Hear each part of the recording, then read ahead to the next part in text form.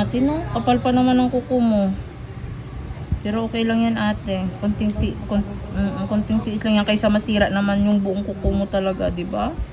Ate, para talagang ito mamonitor natin, ate.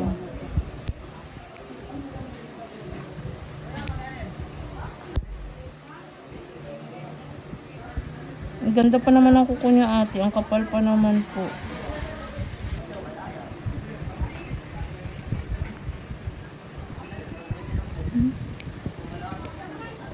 Kaysa mamaya matuluyan pa talaga itong masira. Sayang. Yan siya, oh. Pero itong mas malaki, ate, sa kabila talaga. Ito naagapan pa natin, oh.